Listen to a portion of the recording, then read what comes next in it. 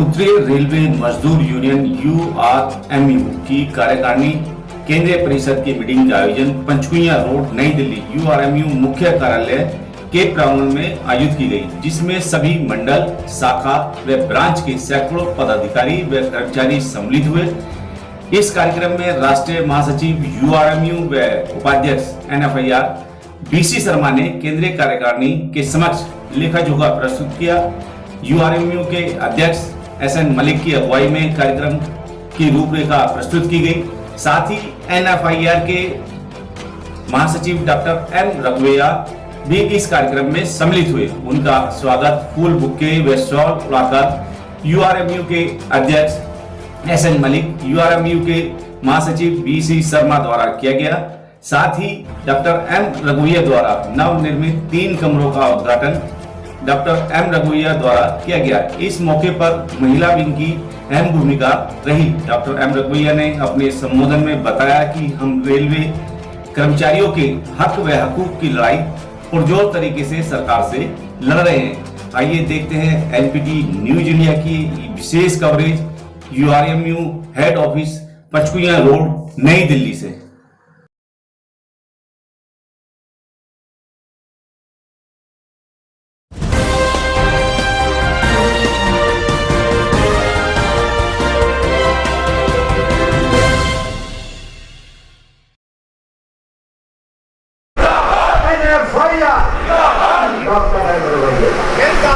जरा बैठ के बात करना है।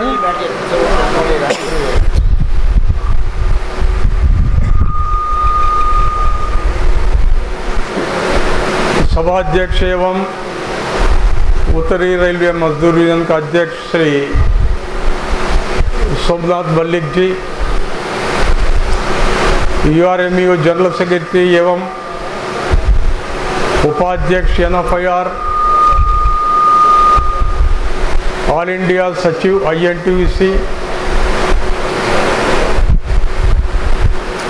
रेलवे बोर्ड का प्रेम मेंबर श्री BC शर्मा जी, मंच पर उपस्थित नेतागण, CEC एवं वर्किंग कमेटी में भाग लेने वाले हमारा बहन भाई लोग को मैं अभिनंदन करता हूँ। BC Sharma ji agenda issues पे आपका सामने रखा, मेंबरशिप ड्राइव के बारे में और संस्था ब्रांच लेवल से जोनल लेवल तक वर्किंग सिस्टम और भी इम्प्रूव करने के लिए क्या करना है। आपका जनरल सेक्रेटरी आपको सलाह दिया। मुझे विश्वास है URMU को और भी मजबूत करने के लिए हमारा CEC मेंबर एवं वर्किंग कमेटी मेंबर यूनाइटेडली चल के फलित देंगे। बहनों भाइयों, सिकंदराबाद का NFIR नेशनल कन्वेंशन संदर्भ में BC शर्मा जी आपका सामने रखा। NFIR उत्तरी रेलवे मजदूर यूनियन का यूथ को प्रियॉरिटी दी, नारी शक्ति को प्रियॉरिटी दी, ज़्यादा संख्या स्पेशल कैजुअल लीव पास का फैसिलिटी उत्तरी रेलवे मजदूर यूनियन को मिली। NFIR सदा URMU को एनकरेज करेगी, ताकत देगी और भी एक्सपेक्ट करेगी अच्छा फलित देने के लिए। बहुत समस्या है, रेल को बचाने का हमारा कर्तव्य बनता है। अमृतसर वर्किंग कमेटी मीटिंग में, अप्रैल का वर्किंग कमेटी मीटिंग में नेशनल पेंशन सिस्टम पे एक प्रस्ताव वर्किंग कमेटी में पास किया। रेलवेज में नेशनल पेंशन सिस्टम रद्द करा के पुराना पेंशन स्कीम रिस्टोरेशन के लिए वो प्रस्ताव का सारांश है। वो अमल कराने का कर्तव्य बनता है NFIR का। जो अमृतसर रिजोल्यूशन आप लोग हिंदी में अनुवाद करके पेंशन का चरित्र क्या है, नकारा versus union of India, supreme court का जजमेंट 1983 का जजमेंट में सुप्रीम कोर्ट क्या कमेंट की, 5th सेंट्रल पे कमीशन पेंशन स्कीम को और भी मजबूत करने के लिए family pension, window pension, diverse daughter का पेंशन, अनमैरिड डॉटर का पेंशन, डिपेंडेंट रिलेटिव का पेंशन के बारे में 5th सेंट्रल पे कमीशन सिफारिश पे NFIR स्ट्रगल करके एडवांटेज लाई। सारा चरित्र भी वो रिजोल्यूशन में हम संक्षिप्त रूप में रखे। रिजोल्यूशन का कंक्लूडिंग पोर्शन है, रेलवेज में नया पेंशन स्कीम अबॉलिश करना और पुराना पेंशन स्कीम रिस्टोर करना, यह सरकार का ड्यूटी बनता है। यह रिजोल्यूशन भारत सरकार प्रधानमंत्री मोदी जी को भी NFIR भेजी। इस पे एक्शन प्लान और एजिटेशन प्लान भी हम फाइनल करेंगे। सिकंदराबाद नेशनल कन्वेंशन में सितंबर 5, 6, 7 तारीख वो कन्वेंशन में फैसला करेंगे। आपको याद दिलाना चाहता हूं, सरकार का एजेंडा है बेचने का। नेशनल मॉनेटाइजेशन पाइपलाइन लाई। नेशनल मॉनेटाइजेशन पाइपलाइन माध्यम से electric traction, 400 railway station, 1400 kilometre rail पटरी, ये मॉनेटाइजेशन नाम पे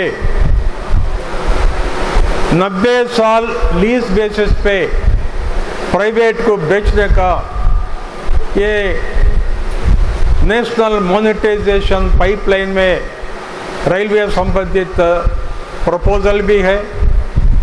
टेलीकॉम भी बेचने के लिए और रोड सेक्टर में भी ये मॉनेटाइजेशन का प्रपोजल बनाए। 1.5 लाख करोड़ रुपया पैसा कमाने के लिए सरकार ये एजेंडा शुरू किए। ये हम अपोज कर रहे हैं, लेकिन एजिटेशन के लिए हम तैयारी करना पड़ेगा। नेशनल रेल प्लान 2023 रेल मंत्रालय ने फ्लोट की। नेशनल रेल प्लान माध्यम से रोड ट्रैफिक को हम कब्जा करना, साथ साथ में हमारा गाड़ी प्राइवेट वाला चलाएगा। यह है नेशनल रेल प्लान का एजेंडा। विजन 2024 में रेल पटरी भी लीज को देने का एक एजेंडा लाए और डेडिकेटेड फ्रेट कॉरिडोर लाइन में प्राइवेट को मालगाड़ी चलाने का वो भी प्रपोजल बनाए। इसका साथ साथ में कोच कारखाना RCF Kapurthala, DMW Patiala, modern coach factory Raebareli, Banaras loco works Varanasi और Chittaranjan loco works, Perambur coach factory, wheel कारखाना बेंगलुरु, सारे कारखाना भी कॉर्पोरेटीकरण करने का योजना बना के भी फ्लोट किया। जब ये अमल होगी, भारतीय रेल खत्म हो जाएगी। रेल को बचाने के लिए एनएफआर संकल्प ली, भारी एजिटेशन के लिए हम प्लान करना पड़ेगा। 1260 लाख रेल कर्मचारी परिवार के साथ में, 13 लाख रिटायर्ड रेल कर्मचारी परिवार के साथ में, जब 26 लाख रेल परिवार मैदान पे उतरेंगे, रोड पे आएंगे, रेलवे स्टेशन प्लेटफॉर्म पे आएंगे, सरकार में थोड़ा चेंज आ सकती, वरना भारतीय रेल को खत्म करेंगे। 2025-26 तक आधा रेल चला जाएगी। 12 क्लस्टरों में 109 गाड़ी जो पोटेंशियल है, 80% पैसेंजर ट्रैफिक है, वो रूट भी प्राइवेट पार्टी को देने के लिए लेटर ऑफ रिक्वेशन भारत सरकार ने इश्यू कर दी। हम अपोज किया, चल रहा है। पहला तो जब रेल बचेगी, हमारा समस्या, हमारा ग्रीवेंस और 8th सेंट्रल पे कमीशन जो अनामली से उस पर हम लड़ सकते। सेंट्रल एग्जीक्यूटिव कमेटी बहन भाई लोग, वर्किंग कमेटी बहन भाई लोग फील्ड में प्रचार करना पड़ेगा। हर कर्मचारी परिवार को भी साथ में लेने के लिए, भारी मूवमेंट बिल्डअप करने के लिए ज़्यादा मेहनत करना पड़ेगा। और बीसी शर्मा जी बोले नाइट ड्यूटी अलाउंस के बारे में। पहला सीईसी मेंबर्स नोट कर लेना, नाइट ड्यूटी अलाउंस को जन्म दिए NFIR. Justice Miabhoy tribunal award लाई एनएफआईआर। दिवंगत पूज्य नेता केशव जी कुलकर्णी जस्टिस मियाबाई के सामने, Gujarat high court retired chief justice justice Miabhoy ji के सामने एविडेंस प्लेस करके, पूरा एविडेंस स्टैटिक्स मार्शल करके 28 सिटिंग के बाद में ये नाइट ड्यूटी अलाउंस का ये कंसेप्ट आई। वो नाइट ड्यूटी अलाउंस सारे कैटेगरी को पेमेंट करने का इम्प्रूवमेंट भी हमारा एनएफआईआर लाई। ये सरकार आर्बिट्रली नाइट ड्यूटी अलाउंस को रद्द कर दिया। आदेश में दिया जुलाई 2017 से अमल करो और एनडीए जो पेमेंट किया रिकवरी करिए। एनएफआर ने अपोज की, रेलवे बोर्ड चेयरमैन से, कैबिनेट सेक्रेटरी से, रेल मंत्री से एनएफआईआर मिलके एक्सप्लेन किया। नाइट ड्यूटी अलाउंस का चरित्र हम बोले। जब जस्टिस मियाबाई ट्रिब्यूनल का अवार्ड है, वो अवार्ड पार्लियामेंट में ललित नारायण मिश्रा वो टाइम पे रेल मंत्री थे, अनाउंसमेंट किया। ये अवार्ड भारत सरकार के ऊपर बाइंडिंग है। वो अवार्ड को रद्द करने का अधिकार भारत सरकार को नहीं है। हम ये पॉइंट भी जोड़ के भारत सरकार को बोले। रेल मंत्रालय अग्री कर ली, प्रपोजल गई, लेकिन डीओपीटी का अप्रूवल के बाद में भी वित्त मंत्रालय कंडीशन लगाई, नाइट ड्यूटी अलाउंस पेमेंट कर सकते, प्रोस्पेक्टिव डेट से पेमेंट के लिए, और वो सीलिंग है 600 का सीलिंग वो कंटिन्यू किया। पुनः हम रेलवे बोर्ड चेयरमैन से बात किया। BC शर्मा जी थे। 15 तारीख जुलाई रेलवे बोर्ड PNM मीटिंग में रेलवे बोर्ड चेयरमैन बैठे थे। 2.5 घंटा में एक्सप्लेन किया हर समस्या पे। नाइट ड्यूटी अलाउंस को प्रियॉरिटी देके नाइट ड्यूटी अलाउंस का पूर्व चरित्र, ये सीलिंग हटाने का जरूरत है, ये भी हम एक्सप्लेन किया। ये नहीं छोड़ेंगे, मुझे विश्वास है NFIR जीतेगी। सारे कर्मचारियों को, सुपरवाइजर भाइयों को, बहनों को भी सीलिंग हटा के night duty allowance payment NFIR कराएगी। थोड़ा समय लग सकती, ये संदेश आप फील्ड में बोल सकते। रिस्क एंड हार्डशिप अलाउंस का 18 महीना का स्ट्रगल है। मीटिंग किया, ED कमेटी का मीटिंग किया। 7 मीटिंग्स के बाद में एक फाइनल रिपोर्ट, कंसेंसस रिपोर्ट तैयार किया। सारे category TRD, TRS, CNW, pointsman category, जो ओपन लाइन में काम करने वाले टेक्निकल डिपार्टमेंट में हेल्पर, आर्टिजन, एंसिलरी ट्रेड, सारे कैटेगरी को भी ये रिस्क एंड हार्डशिप मैट्रिक्स परिधि में लाने का ये ED कमेटी का यूनानिमस रिपोर्ट हम लाए। इसका फाइनेंशियल इम्प्लीकेशंस होगी 850 करोड़ रुपया। ये DOPT का क्लियरेंस चाहिए, ये भी रेलवे बोर्ड चेयरमैन के सामने हम रखे। ये प्रपोजल जाएगी, NFIR फॉलोअप करेगी।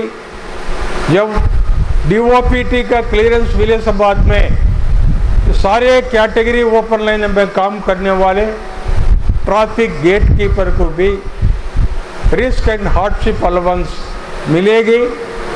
वो समरी का रिपोर्ट URMU केंद्र कार्यालय पंचकर रोड का ऑफिस में आप कॉपी लेके हमारा भाइयों को, फील्ड पे काम करने वाले हेल्पर भाइयों को, बहनों को, टेक्नीशियन कैडर को आप कन्वे कर सकते।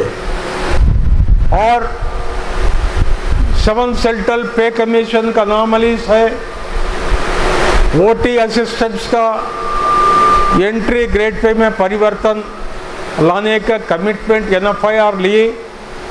4200 ग्रेड पे जोड़ के नया स्ट्रक्चर का इन प्रिंसिपल भारत सरकार का एग्रीमेंट है, वो भी अमल कराने के लिए फेडरेशन प्रयास करेगी। सुपरवाइजर के लिए NFIR पिछले 4 साल से लड़ रहे हैं। 3/2018 एवं 10/2018 रेलवे बोर्ड का एजेंडा आइटम का कॉपी आप फील्ड में दे सकते। कितना मेहनत किया रेलवे बोर्ड को कन्विंस करने के लिए। 17 तारीख सितंबर 2021 एक फेवरेबल डेवलपमेंट का दिवस है। रेल मंत्रालय का प्रपोजल गई 35,000 पोस्ट 4600 ग्रेड पे से 4800 ग्रेड पे में अपग्रेड करने का प्रपोजल गई। वित्त मंत्रालय लेवल पे पेंडिंग में है। रेलवे बोर्ड को बुलाया वित्त मंत्रालय। लेटेस्ट 8 तारीख जुलाई 2022 में मीटिंग किया। फाइनल स्टेज पर है। अगले 2 महीने के अंदर मेरा एक्सपेक्टेशन है 2 महीने के अंदर सुपरवाइजर भाइयों को, बहनों को, इंस्पेक्टर भाइयों को, बहनों को इसका अपग्रेडिंग का फायदा मिलेगी। जो लोग है 4600 ग्रेड पे में आधा संख्या को मिलेगी 4800 ग्रेड पे, और 4 साल के बाद में 5400 ग्रेड पे लेवल 9 भी वो भाइयों को बहनों को मिलेगी।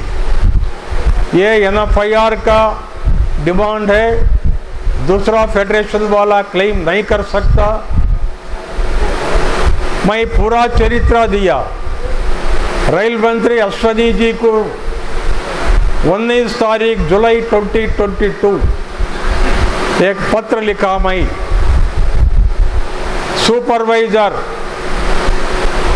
चीफ कंट्रोलर कैडर में और junior engineer senior secretary cadre में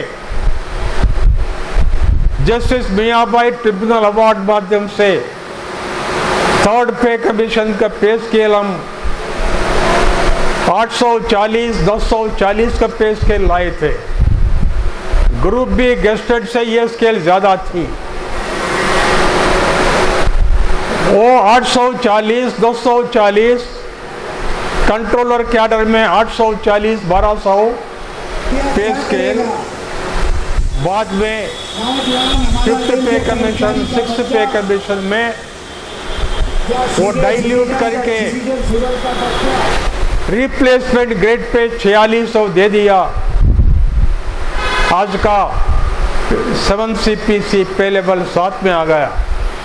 बहुत अन्याय किया ये लोग को। रेलवे बोर्ड भी झूठा एविडेंस दिए 7 सेंट्रल पे कमीशन के सामने। ये भी हम हाईलाइट किया, हाईलाइट करके रेल मंत्री को चिट्ठी दिया, हम एक्सप्लेन किया। अभी रेलवे बोर्ड से जवाब आई, NFIR को जवाब आई 35,000 पोस्ट अपग्रेडिंग का फाइनल स्टेज पर है। ये स्टेज में ये इश्यू प्रोसेसिंग करने से कंफ्यूजन होगी। पहला जो अपग्रेडिंग फाइनल स्टेज पर है वो फाइनल करेंगे, उसके बाद में आपका जो पॉइंट है वो पॉइंट में मेरिट है क्या डीमेरिट है बाद में सोचेंगे। ये रेलवे बोर्ड बोली, एक लिखित पूर्वक जवाब भी आई। मैं आज का CEC मीटिंग में आपका ध्यान आकर्षित करने के लिए वो टाइम पे हमारा फेडरेशन लड़के 840 1040 लाई, हमारा सुपरवाइजर उसको बेनिफिट मिली, वो याद दिलाने के लिए भाई वो पुराना चरित्र भी आपका सामने रखा। बहनों भाइयों, बहुत समस्या है आज का तारीख में पेंडिंग। हम डिमांड किया LAP हमारा कर्मचारी कमाया, लीव नहीं मिलती रेलवेज में, रेलवेज एसेंशियल सर्विस है, लेकिन 300 दिन के बाद में जो लीव कमाया वो अकाउंट में नहीं आती। हम भारत सरकार का सामने रखे, रेलवे बोर्ड का सामने रखे, अरे बाबा जो LAP मेरा कर्मचारी कमाया, कारण क्या है? आप लोग एडमिनिस्ट्रेशन लीव सैंक्शन नहीं करती, सेंसिटिव कैटेगरी में कैजुअल भी सैंक्शन नहीं करते। ये परिस्थिति में जब लीव कमाया वो लीव अकाउंट में रखने में नुकसान क्या है? हमको लीव एनकैशमेंट 300 से ज़्यादा दिन नहीं चाहिए, लेकिन अकाउंट में तो जो लीव कमाया LAP वो अकाउंट मेंटेन करने के लिए आप आज का रूल मॉडिफाई करिए। ये इश्यू चल रहा है। कारण क्या? लास्ट स्टेज में 55 साल एज के बाद हमारा कर्मचारी जब लॉन्ग सिक होगा, जो लीव है सरप्लस लीव है 300 दिन से ज़्यादा, वो लीव डेबिट कर सकते। इससे रिटायरमेंट टाइम पे हमारा कर्मचारी को 300 दिन का लीव एनकैशमेंट सैलरी तनख्वाह मिलेगी। ये सोच के हम टेकअप किया। Punjab and Haryana high court का जजमेंट भी कोर्ट किया, लेकिन भारत सरकार बोली वो जजमेंट स्टेट गवर्नमेंट का संबंधित जजमेंट है, वो सेंट्रल गवर्नमेंट का अप्लीकेबल नहीं करेंगे बोले। फिर बाद में मैं फ्रेश डिमांड बना के सरकार का सामने रखा। एनएफआईआर ये भी फॉलो अप करेगी। ये यकीन है बहुत समस्या और भी है। हर कैटेगरी में आज वर्किंग कंडीशंस दुर्भर है, वैकेंसीज का संख्या बढ़ गई, बैन लगा दिया, 1400 किलोमीटर नया ट्रैक किलोमीटर सब निर्माण किया कोविड काल में, एक पोस्ट भी सैंक्शन नहीं किया। ये पोस्ट सैंक्शन कराने का ड्यूटी बनता है एनएफआईआर का। ये भी हम कैबिनेट सेक्रेटरी के सामने नेशनल काउंसिल जेसीएम मीटिंग में फेडरेशन तरफ से रेज किया, ये भी हम फॉलो अप करेंगे। जो आपका समस्या है, आपका केंद्र कार्यालय को आप चिट्ठी लिख सकते। ग्लोबल समस्या है, जनरल समस्या है, एनएफआईआर सेक्रेटेरिएट को भी आप आज पत्र भेज सकते। एनएफआईआर एवं यूआरएमयू कोऑर्डिनेशन से वो इश्यू पे एक्शन लिए गए। अंत में मेरा निवेदन है, 80% मेंबरशिप क्रॉस करने के लिए आप प्रयास करिए। दस्तखत लेने में, कर्मचारी का दस्तखत लेने में दिक्कत नहीं हो सकती। कारण क्या है, जब मेरा branch secretary, branch office bearer popular है, हर दिन भी कर्मचारी से मिलता रहता, निरंतर संबंध मेंटेन करता रहता, कर्मचारी वो जरूर साइन करेगा। ये प्रयास करना। उत्तरीय रेलवे मजदूर यूनियन मेजर यूनियन है। नॉर्थर्न रेलवे में कर्मचारियों की संख्या ज़्यादा है। बाकी जोन से जब कंपेयर करेंगे, बिगेस्ट जोन है नॉर्थर्न रेलवे, उत्तरीय रेलवे। उत्तरी रेलवे देश का राजधानी का हेडक्वार्टर्स में है। आपका बाध्यता ज़्यादा है, अब ज़्यादा एनएफआईआर को सपोर्ट देना पड़ेगा। और एनएफआईआर का सपोर्ट भी आप डिमांड कर सकते हैं। एनएफआईआर सदा आपको साथ दिएगी।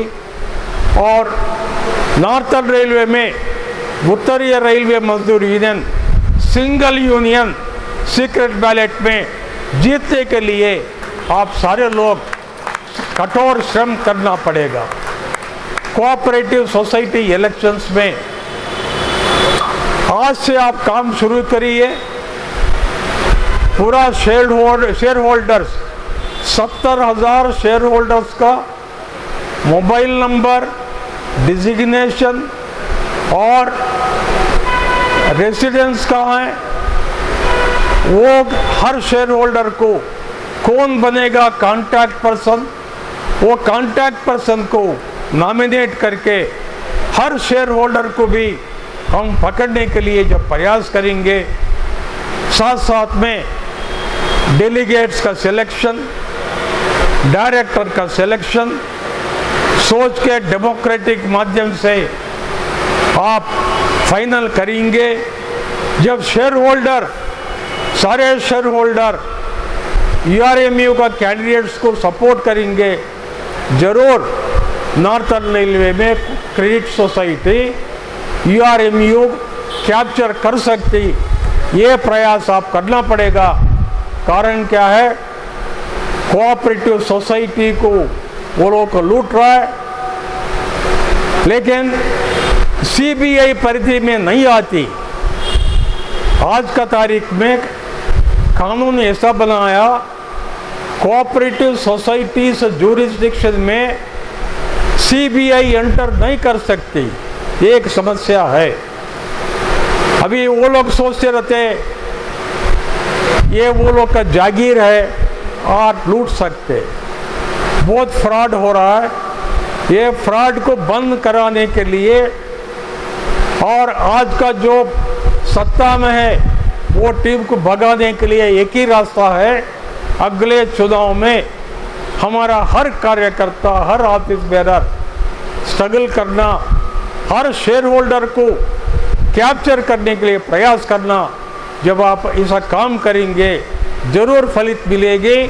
विक्ट्री सेलिब्रेशन, यही मैदान में हम विक्ट्री सेलिब्रेशन कर सकते हैं, नया टीम को सम्मान कर सकते, वो टाइम पे मैं भी आके सम्मान करेगा। बहनों भाइयों, मुझे निमंत्रण मिली लास्ट मिनट में, केजरीवाल जी का प्रोग्राम चेंज हो गया है अनिवार्य कारण, नहीं तो प्रोग्राम कंफर्म थी। वो तो पब्लिक लाइफ पे चलती रहेगी, हम फेस करना पड़ेगा। ये सरकार का एजेंडा क्या है?